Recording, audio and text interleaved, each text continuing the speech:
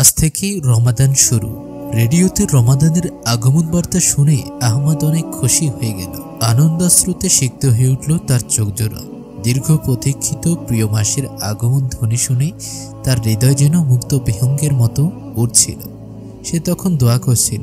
সে দোয়াতে বলছিল, আলহামদুলিল্লাহ, আল্লাহ তাআলা অনুগ্রহ করে আমাকে বাঁচিয়ে রেখেছেন বলেই তো আমি আরেকটি রমাদান পর্যন্ত পৌঁছে গেলাম।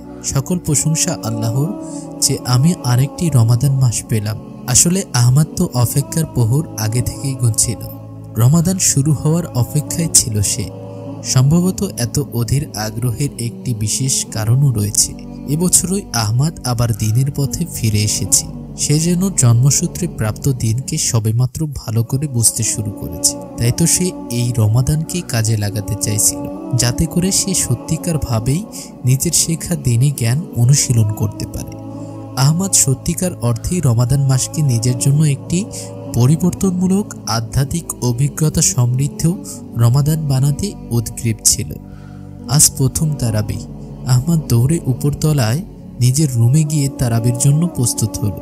গোসল করে নিজের সবচেয়ে ভালো জব্বাটি গায়ে জড়ালো। আনন্দ আর উত্তেজনার আতিশয্যে সে এত বেশি পরিমাণ আতর মেখে ফেলেছিল যে নিচতলায় থাকা তার মাও সেই আতরের সুবাস পাচ্ছিলেন। আহমদ, আর বেশি আতর মাখলে তুমি একটি চলন্ত আতরের দোকানে পরিণত হবে। জলদি নিচে আসো, খাবার তৈরি। আহমদের মা হাঁক ছাড়লেন। মায়ের এমন ডাক শুনে আহমদ ঝটপট রেডি হয়ে নিল। তার চেহারায় অন্যরকম এক দীপ্তি খেলা করছিল। আসলে আহমদের সম্পূর্ণ পরিবারই রমাদানের জন্য আহমদের আনন্দ আর উচ্ছ্বাস দেখে খুব গর্বিত ও খুশি ছিল। কিছুদিন পর আজ রমাদান মাসের সপ্তম দিন।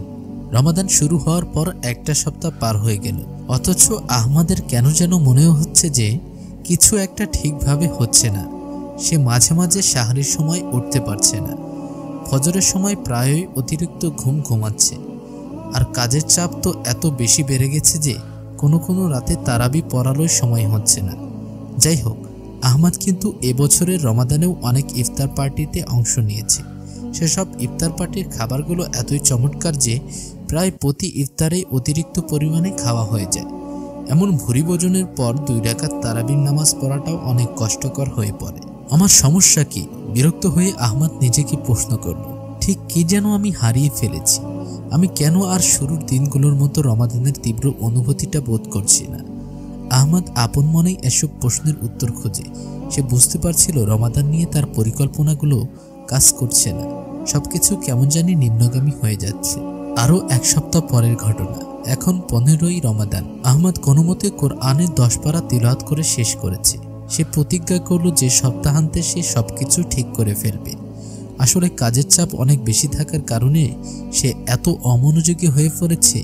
এ কথা বলে সে নিজেকে সান্ত্বনা দিল। উইকেন্ড থেকে দুনিয়াবি ব্যস্ততা কমিয়ে সে ইবাদতে আত্মনিয়োগ করবে। নিজের সাথে এরূপ প্রতিজ্ঞা করে নিল আহমদ। আরও কিছুদিন পর। রমাদান প্রায় শেষ হয়ে যাচ্ছে আর অল্প কিছুদিন বাকি আছে, কিন্তু আহমদের খুব মন খারাপ। এই রমাদানও সে প্রোডাক্টিভভাবে কাটাতে পারেনি। রোজা রাখা যেন তার জন্য দিন দিন কষ্টকর হয়ে যাচ্ছে। নিজের কাজেও মন বসছে না। আহমদের খুব খারাপ লাগছিল। এই রমাদানও আগের রমাদানগুলোর মতোই হবে, বিষণ্ণ মনে ভাবল সে। রমাদানের শেষ দিনগুলোতে আহমদ যেন নিজেকে টেনে হিঁচড়ে নিয়ে গেল। ইফতার, তারাবি, সাহরি, গড় বাঁধার সেই একই রুটিন থেকে সে কোনো মতেই বেরিয়ে আসতে পারছিল না। এভাবে হঠাৎ একদিন সে কিছু বুঝে ওঠার আগেই রমাদান শেষ হয়ে গেল। বরকতময় মাস রমাদান শেষ হয়ে গেলেও আহমদ এবারও রমাদানের সর্বোচ্চ ফায়দা নিতে পারল না। রমাদান শেষ, কিন্তু আহমদ রমাদানের শেষে নিজের মধ্যে যে পরিবর্তন, যে আধ্যাত্মিক অনুভূতি, যে ইবাদতের মিষ্টতার স্বাদ বোধ করবে বলে প্রতিজ্ঞা করেছিল, তা সে অনুভব করতে পারল না। রমাদান শেষে আহমদ তাই আবারও আগের বছরগুলোর মতোই আক্ষেপ আর অপরাধ বোধের অনুশোচনায় পড়ছে। সে ভীষণ কষ্ট পাচ্ছে। চিৎকার করে নিজের সাথে প্রতিজ্ঞা করছে, যদি সে আগামী রমাদান পায় তবে সে তা আরেকটি আক্ষেপের রমাদান হতে দেবে না। সেই রমাদানে সে নিজেকে শুধরে ফেলবে। উপরের গল্পটা কাল্পনিক, কিন্তু এরকম ঘটনা আমাদের অনেকের সাথেই ঘটে থাকে। আমরা প্রতি বছর রমাদান শুরু করি অনেক প্রত্যাশা নিয়ে। রমাদান নিয়ে আমাদের অনেক স্বপ্ন থাকে। আমরা চাই বরকতময় এ মাসে সর্বাধিক আমল করে ইমানের মিষ্টতা অনুভব করতে, আধ্যাত্মিকতার শিখরে পৌঁছাতে।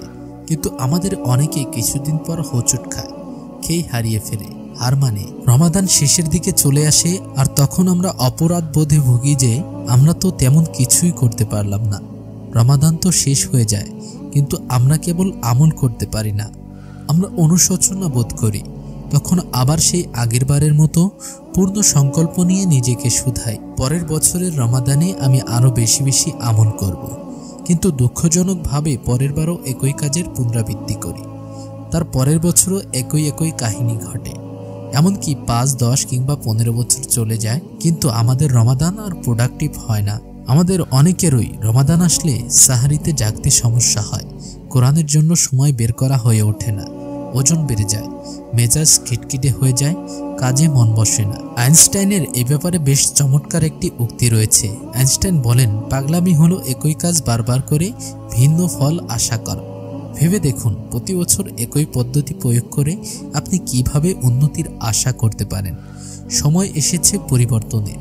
শুধুমাত্র সুন্দর লক্ষ্য থাকলেই কাজ হবে না, এর পাশাপাশি আপনার জ্ঞান ও দক্ষতার উপর ভিত্তি করে স্মার্ট প্রচেষ্টার দরকার। প্রতি বছর আপনি যে রমাদানে চ্যালেঞ্জের মুখোমুখি হন তা সামাল দেওয়ার জন্য আপনার দেহ, মন ও আত্মাকে বোঝা প্রয়োজন। শেষ করব একটি প্রশ্ন দিয়ে। একজন মানুষের প্রত্যাশিত আয়ুষ্কালের মধ্যে একজন মুসলিম সর্বোচ্চ কয়টি রমাদান পেতে পারে? 40টি রমাদান? 60টি রমাদান? খুব একটা বেশি না, তাই না? আমরা যদি এই অল্প কিছু রমাদানের সর্বোত্তম ব্যবহার নিশ্চিত করতে না পারি, তাহলে শেষ বিচারের দিনে আমরা আল্লাহ সুবহানাহু ওয়া তাআলার সামনে দাঁড়াবো কিভাবে? শেষ বিচারের সেই দিনে আমাদের এক শস্যদানা পরিমাণ আমলও অতি প্রয়োজনীয় হবে। চিন্তা করে দেখার বিষয়, শেষ বিচারের সেই দিনে আমাদের এক শস্যদানা পরিমাণ আমলও অতি প্রয়োজনীয় হবে। চিন্তা করে দেখার বিষয়। তাই রমাদান মাস আসার আগেই চলুন প্রোডাক্টিভ রমাদান পালনের প্রস্তুতি গ্রহণ করি। আসুন পরিকল্পনা করে ফেলি কিভাবে এই মাসকে আরও প্রোডাক্টিভভাবে কাজে লাগানো যায়।